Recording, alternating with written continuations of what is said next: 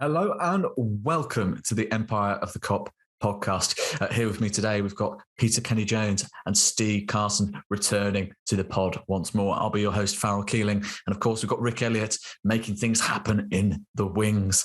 I love another big scoring game against Manchester United. 9-0 on aggregate across the two legs. What a time to be a Liverpool fan, Pete. What did you make of that game against United?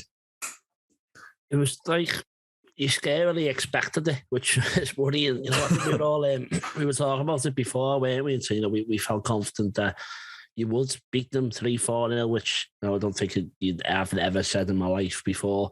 Probably not even before the first game at Old Trafford. You just really know. But yeah, I can't remember the last time we beat them twice in a season, but we haven't just beaten them. We just absolutely battered them twice, haven't we? And it's just embarrassed them. And I don't think the gap between the two teams is probably as big as what it was when they were at their pomp, but we always seem to turn up and have a bit of effort and give them a better game. They just rolled over, and we are amazing, but I feel like they were a bit embarrassing as well, really, weren't they? But it's good to laugh at them. It's good to see how much you hurt them. And I saw someone saying Klopp's getting revenge for all our childhoods and what Ferguson did to us. So yeah, I'm all for that. Yeah, that's it. But I can't wait to play them again next season if it carries on like that. And yeah, Shilling, we can go without conceding a goal against them as well. I mean, you're absolutely right. We're absolutely sensational. I argue much in the same vein as the Old Trafford game. We took the foot off the gas again, and arguably the scoreline quite flattered them, didn't it, Stu? Yeah, to be honest, I mean, the way we came out in that first half, I wouldn't say I was concerned for Manchester United, but if I was to try and, not be just pure Liverpool fan bias, yeah, I mean, it could have been quite a more embarrassing score than what it was. They didn't really give themselves much pride to walk away from that game. And to be honest with you, the result, like Pete said there, we are brilliant. There's no two ways about it. Liverpool and Manchester City are the two best teams in the Premier League by a bit of a distance. And we showed it again against Manchester United, but it says more about them than it does about us. We've got a team of brilliance, really. Every single position is world class at this club, and not even. You look at Manchester United, in some positions they've got players that you could be world class. You're talking about De Gea, you're talking about Bruno Fernandes, and obviously Cristiano Ronaldo, unfortunately, wasn't at the game. But you've got world class players, but it's a team of individuals. You've got these people that aren't really stringing together too well. Whereas Liverpool have got a world class, not even starting 11, we've got a world class squad of about 20 players. And they all gel together so well. I think the one that sums it up for me is which involved every player apart from Virgil van Dijk for a change. The ball went all over the pitch and involved every single player apart from Virg, and then it finds its way to the back of the net. It's like prime Barcelona or Arsenal in the Premier League. It's just unbelievable. I mean, the result really, it just says more about Manchester United than us. We're in a good run of form. That's not changed, but worrying times for United.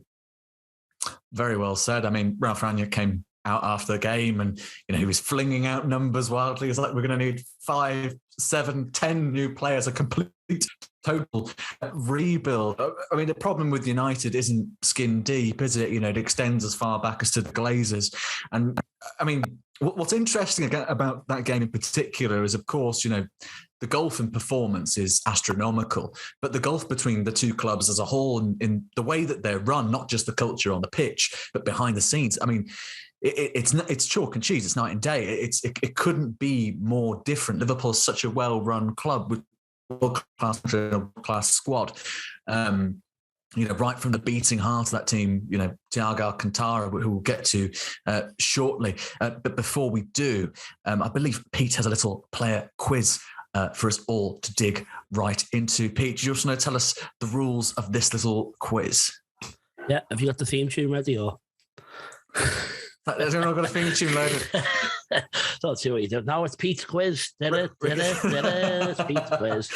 So it's a Liverpool player, current squads. I'll list players that have played with this player who's in our current team. You've just got to say who it is. So I'll list them, and say I'll keep going, and you can guess after each person who it is. And then at the end, you can all the fire. Well, Rick, you can play 2 in the wings if you want. So, do you want me to make it start easy or start hard? What would you prefer I did? You got this in, yeah. Do you have somewhere neatly in the middle, or are you backing us to go for the hard one? I'll let you go. Right. So it's one player I've got ready. So he plays Liverpool right now. He's in the current squad, and he has played with Angel Di Maria. So you can have a little think, have a guess, or say it in your head, and then let me know when you want the next player, or write it down. Current squad, Angel Di Maria. Let me know if you want the next one. Do we get just one guess and we're out, or do we? No, you can guess after each one. We can keep going. We can just freely. Because you won't just get off one player. So that's what I'm saying. Have a think. Okay, I'll give you the next one. You've got no one sprouting. So he's played with Angel Di Maria and Bernardo Silva. Oh, there's another wing. So think you got to think countries, you got to think clubs, you got to think where we're going. No. Right, do you want another one? Yeah. No. Play number 3. Also played with Kylian Mbappe. So that's Angel Di Maria, Bernardo Silva, Kylian Mbappe. This is a tough one. A current squad player. Yeah. Do you want another one? Next name?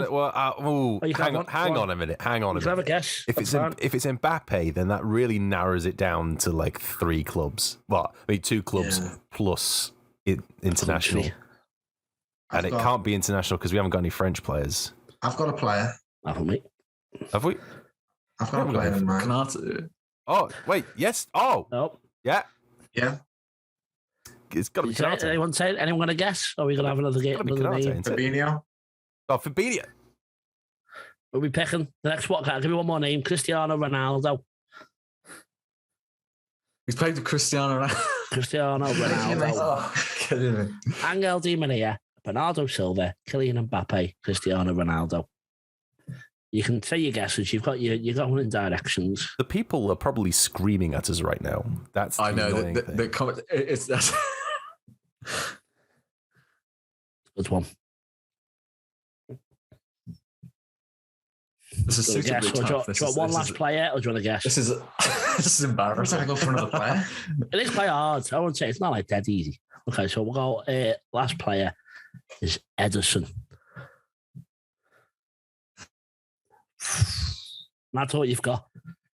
That's all. That's Kylian Mbappe and Ederson's the last 2. So you got Angel Di Maria, Bernardo Silva, Kylian Mbappe, Cristiano Ronaldo, and Ederson. Oh, fantastic! Love the sound of silence. I mean, let's think about this. Like someone who's played for Monaco, but's probably also played for Real Madrid. I think. Yeah, that's what I'm thinking there. Monaco and Real Madrid, a current squad member. I mean, Fabinho stands out. Yeah, but big time. Let me know when you've got a guess, guys. Is it not also Fabinho? You ready? Go on. Do you want to have a guess? Put someone out. Have a name each. It's definitely not Fabinho, is it? No. I never said it wasn't Fabinho. Oh, you can't do that to us. Oh, he's passing us around. I'm waiting for your guess. You can't just say random names and I just say yeah. Fabinho. I don't. Oh, bollock. I'm a. What's your language? To the public. Before the watershed. Because Fabinho spent a year at Real Madrid.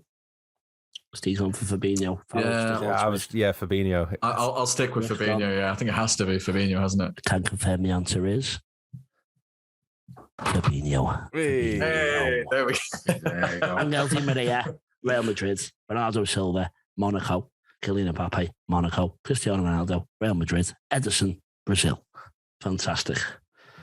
Bloody hell. No, it's actually embarrassing how long that took us. That is a tough one now. Don't start that far. You get the gist once we're in the swing of it. I mean, to be fair, we were all saying you can also get it, yeah. No one really wanted to commit to the answer. No one committed. I was waiting for you to commit. Yeah. No one wants to be the one that gets it wrong. Well, it just ends up being Konate. Yeah. That's it. I thought you were going to start going off in the comments. But yeah, thanks for playing, everyone. See you all next week. No, we'll absolutely be bringing that back, the Pete quiz, with the theme tune as well, which you'll have to... Are you going to give us a little sign-off? You're going to give us a little sign-off. This has been Pete's quiz. Trademark. That's going to be my new ringtone for you. You do know. You're going to clap. I thought you were going to clap, but that's fine. Don't worry. I'm we'll going have to get that on a t-shirt. We're going to have to. Okay, come on, back to Siri. Back to us being boss. Over to you, Fowl. Thank you very much, sir. Well, as I was saying, back to the beating heart of the Liverpool team as it was in the 4-0 win against Manchester United at Anfield. I'm, of course, talking about our Spanish sensation, Thiago Alcantara. Steve, I mean, it says a lot when we're looking at sort of a player at Thiago Alcantara, obviously world-class player, but I think for large portions of the game, and it's saying a lot, he looked almost a class above his teammates. Yeah, he ran the game. It was unbelievable to watch. He's laughably good. You know, everything he'd done, not that you can predict the best ball to do, but you see a player lean a certain way, you think, like, he's going to spray a 70-yard ball now. It's going to go roughly in the area of where you'd expect it to go. Thiago will look Trent in the eyes and then play a diagonal ball the other way to Sadio Mane. And I don't know how he's done it. And he'll put it on his big toe. It's unbelievable. Everything he does is disguised. He's such a silk player, surprisingly quick as well. And it's just... We all knew the class of player that we would get when we signed Thiago, but he's really came into his own this season. He showed flashes of it last year. He's really in his gear now, and you know, we're seeing that world-class footballer that we signed in Liverpool. He's going now, they flashes, but he's consistently getting these performances in now, and it's going to be frightening for any team that's facing up against us. Yeah, I mean, Thiago was boss, and we've known this, that he had a song before he even kicked the ball for us because he's that good, and now he's showing it, you know, and it's just brilliant. Like you said before, it's a great time to be a Liverpool fan. We've got to just soak it up. I mean, Pete, I found it quite interesting online. Jamie Carragher was ripping into his fellow Monday Night Football host, Gary Neville, over Thiago's performance. Neville sort of bit back and he's like, oh, you know, it's a top performance against a pub team at United at the moment. But I mean, he's been putting in these performances. It's not just been the one game, as far as I'm concerned. I suppose my question to you is, given the quality of performance we're seeing, and you know, he had the injuries in the middle of the season, would we be having a very sort of different conversation about who Liverpool's best player has been this season? Had we, you know, without the injuries from Thiago, and we're seeing these performances across the season? Possibly, you know what?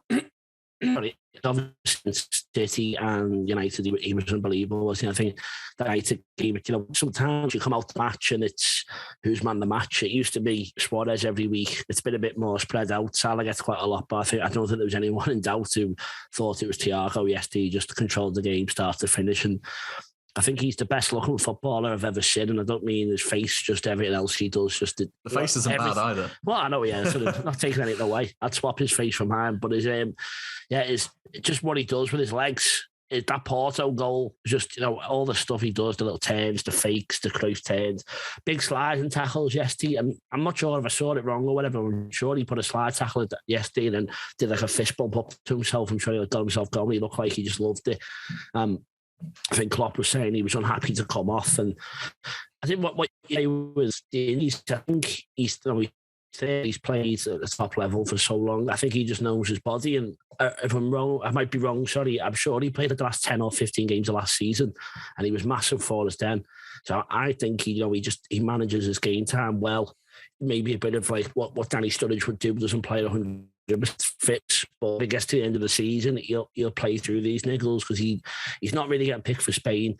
He knows he's got to sum it off, and I think he's happy to take these injuries through now. He'll play through them and get himself into, you know, through the last few games. He'll play it 80% when probably wouldn't have earlier in the season.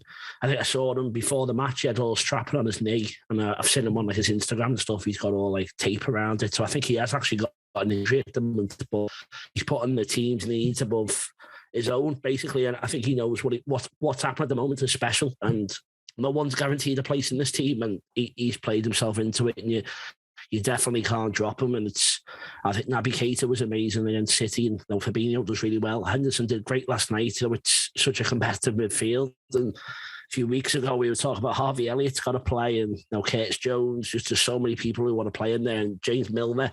So they all know that they can't afford to miss a game because it takes one world-class performance like that, and you can't be taking out the squad. So yeah, we're just lucky to have them all, and hopefully Thiago just plays through the last 5 weeks of the season and proves that he is one of the world's best players, which I think we all know he is.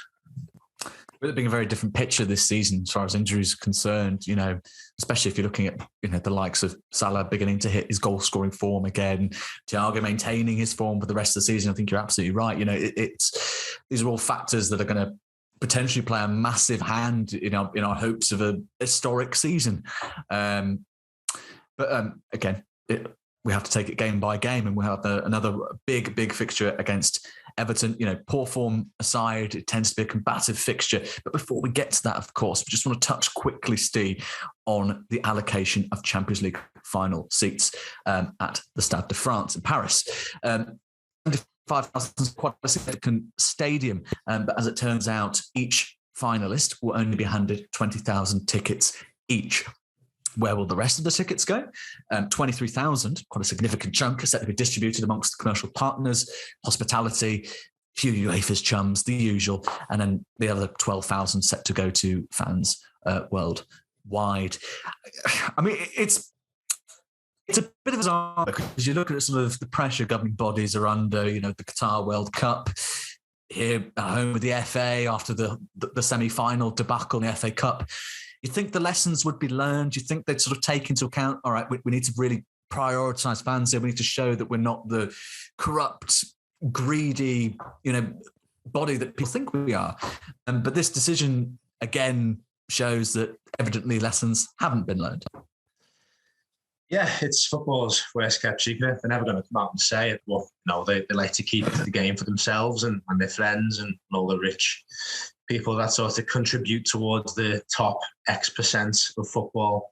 And, Champions League finals, that's exactly where these kinds of things are going to be happening.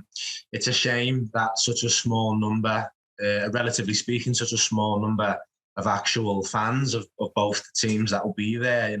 Fingers crossed, it looks good, but fingers crossed we'll be there. It's obviously a big shame, goes without saying. I don't think anybody listening to this podcast, I certainly think all of us here in agreement as well that, football should be for the fans. And there's always going to be a little bit of a space for, figures and clubs, even figures at UEFA, people that sort of run the game behind the scenes.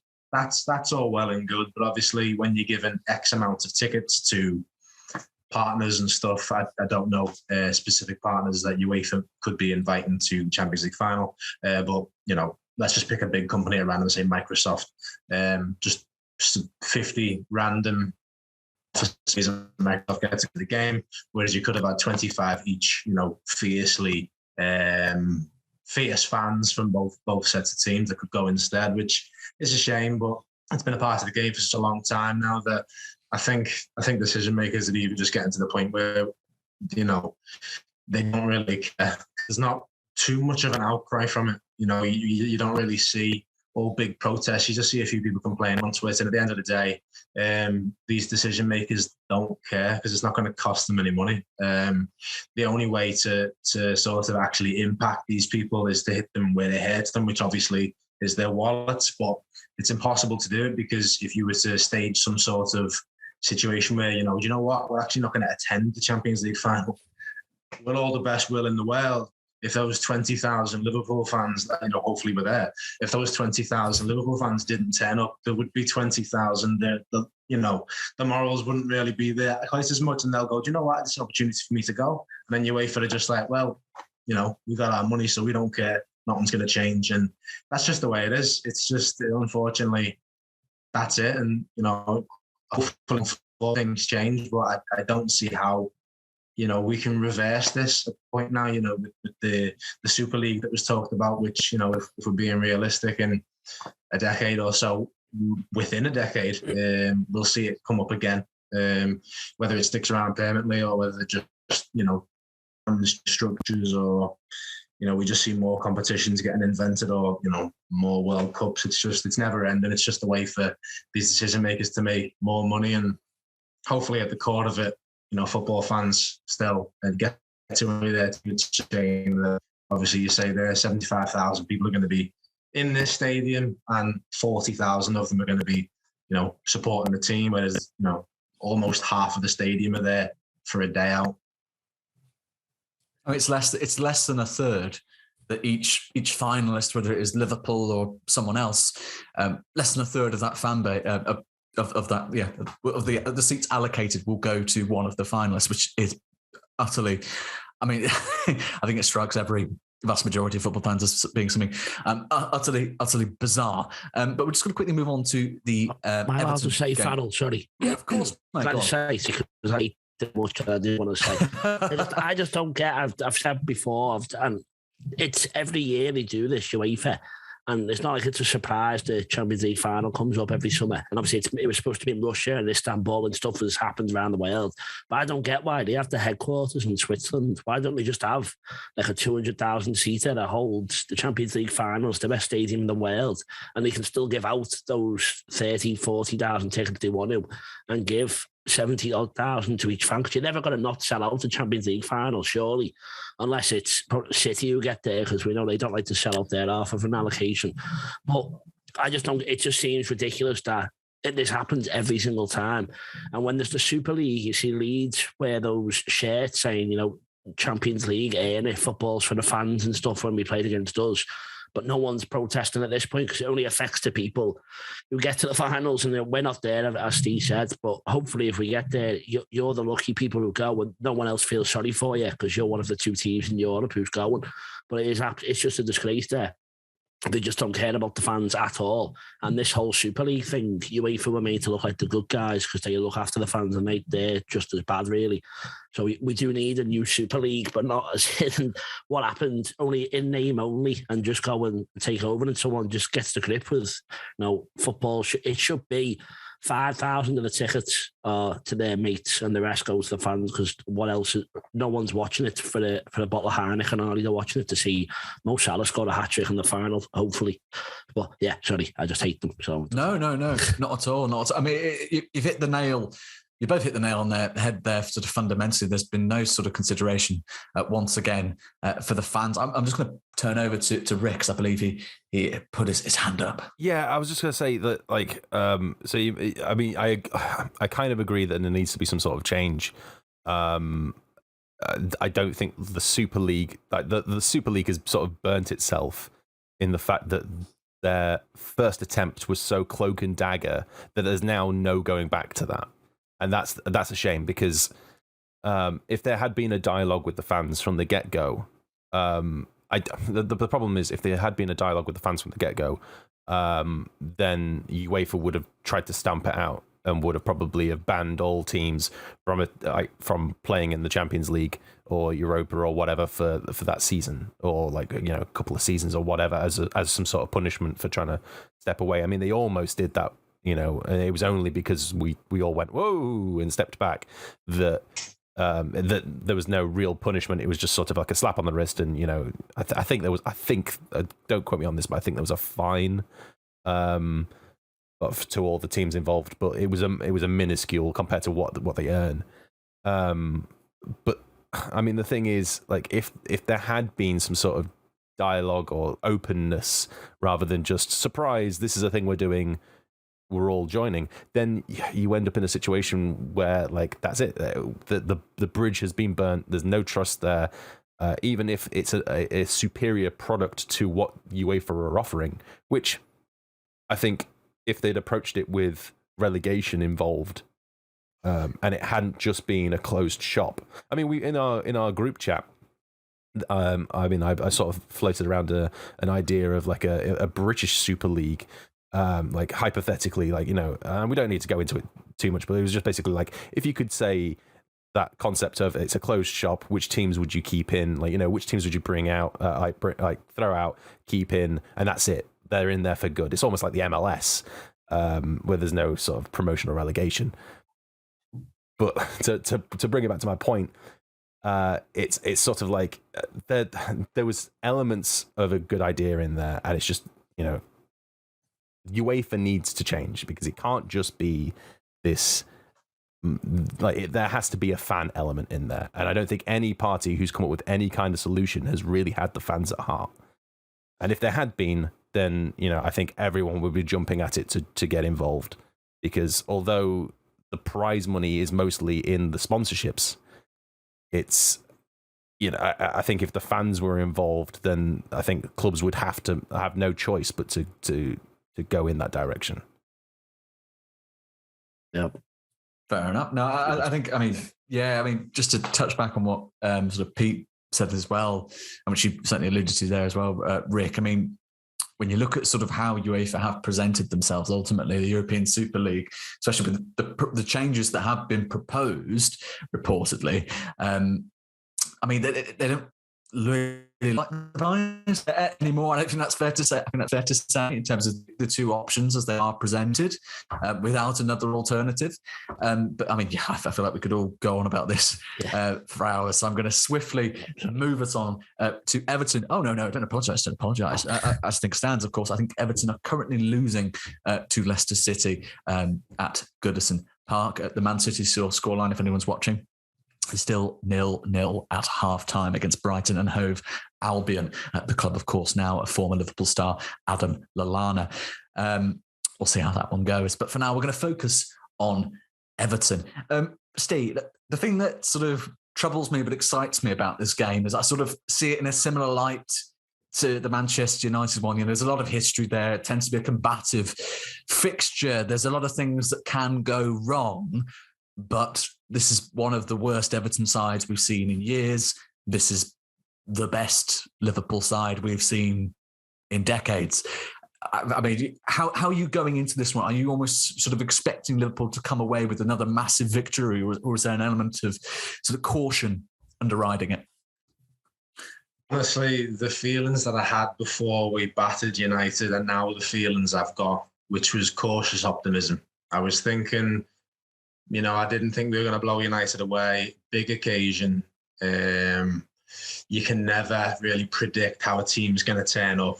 Certainly you can't this season with Everton. They've been shocking for most of it, but on their day, they can still do something. At the end of the day, new manager, some interesting players, they can do something. But the form we're in, if I was an Everton fan right now, I know I'd be saying to you, honestly, I'd be terrified of what could happen against Liverpool. But as a Liverpool fan, again, it's the cautious optimism. You can't go into a Merseyside derby assuming you're going to win the game by a margin. I feel like we're going to win the game. I don't think that's a particularly wild thing to say. You look at the forms of both teams, and 100%, that's probably the way it's going to go. But I don't want to say how, I don't want to say why, anything like that. It's a massive occasion, and the Everton players are going to be up for it. Certainly they're not going to put in the kind of pitiful performance that we saw from Manchester United. These players are actually going to try and win for their team. They've showed a bit of heart this season. They seem like they actually want to stay out of the relegation zone, whereas Manchester United seem to be doing their best bet to stay out of the top four. So I think Everton are going to be a trickier task, but I do think obviously the quality of the squads are poles apart. And on paper, if this wasn't Liverpool versus Everton and this was Arsenal versus Norwich, I'd say Arsenal are going to blow away Norwich. But it's the Merseyside derby, and I'm not going to say that. So cautious optimism yet again, I think. Cautious optimism it is. But when we come to Pete, of course, Pete, you're the absolute beacon of optimism. How are you sort of feeling about this one? I've smashed it really, haven't I? Because we could win all 4 cups, and I've said we're going to win every game 10-0. So I'm not far off with my prediction. So I think, as Steve said, no matter what the running is and where we are, if you're at this point of the season, it's a Merseyside derby, you're worried about what's going to happen. And if you're playing a team that's just fighting relegation, you're worried about playing them as well, because they're both fighting for their lives and it's a derby. So that takes... Obviously, it makes the game a lot more difficult to predict, but it's all about the first goal, I think, because, if they get something to hold on to, you can imagine probably a sturdy performance from them maybe, but you can't rely on their defence, and I don't think they are relying on getting stars there. But I think, we should be okay. I reckon we just go and try and blow them away, and that atmosphere is going to be great again as it was against United. And why can't we go and score loads against them? Their confidence is going to be on the floor. If we score too early, like we did against City, like we did against United, if we do that again, the ground's going to be rocking. And why not? We can go and do. It was 4 against United, so Everton a bit worse. So let's say 5-6-0. Let's go for it. We're going to win all 4. We'll take that as your score prediction, and we'll be knocking wood hastily. Rick, are you feeling big score? Do you reckon to be get the first goal and then see what happens? I mean, I would love. I have a feeling that we'll get the first goal and just we'll run away with it from there. My only concern is based on the other season where we went to Goodison and we ended up with a handful of injuries. And I mean, you saw it with the United game last night. As soon as it was apparent that they were getting nothing from this game, it then just descended into, well, I'll just, I'm all the players were frustrated. So, Fernandez with a high kick, high leg kick. And I can't remember his name now, but the Fellaini regen. I can't remember what's his name with the hair. Hannibal, yeah. Which is such a memeable name anyway. But yeah, I think it was his one of his first appearances for the first team, and he was just it's like he'd just been wound up on the bench, just rearing to go, and just I'm gonna take someone's leg off, just take the whole leg clean off. And I feel like Everton could do that again. They're 3 points clear of the drop, but Burnley have the hypothetical new manager bounce because Ben Mee and Michael Jackson are there, not the Michael Jackson, but Mike Jackson is their manager now. So they've got an easy run of fixtures. I think it could get a bit bloody. I'm going to say 3-0, but I don't think this injury-free period will last forever, especially if we've got a running with Everton. Oof. Oh, Rick, you're leaving quite a sour taste. I didn't want to say it, but it's win season over. Next one. That's the thing though. That's my worry is that that someone is going to come out of that with an injury. I mean, it's happened before, and it could happen again. That's all. I'm just saying. I am a pessimistic person. I've been told off for being too pessimistic in the past. Don't do that. Damn it, it's such a hard habit That's to why break. you're not on the camera. It's only optimism on the screen. Thank you. I mean, we've gone all the way from cautious optimism to pure optimism, back down to pure caution. Yeah. So let's go back. I'm always last. I know. But we'll go back to a safe meet. I mean, Pete, we've had your score prediction 5 or 6-0. Rick, you've gone for more of a 3. Steve, are you going to sit clean in the middle here? Or are you going to surprise us all? No, before Manchester United, I felt like it was going to be 2-1 to us. I thought it'd be a tight game. I was wrong. But I'm thinking, I like the sound of 3, but I think there will be a feistiness at Everton, and I could see them sneaking 1 goal. So I'm going to say 3-1 to Liverpool.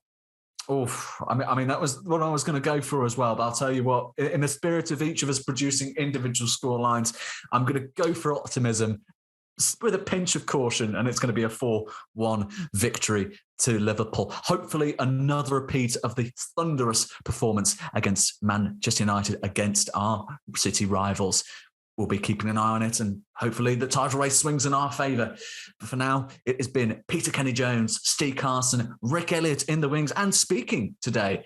And of course, I've been your host, Farrell Keeling. We have been the Empire of the Kop podcast. Take care and good night.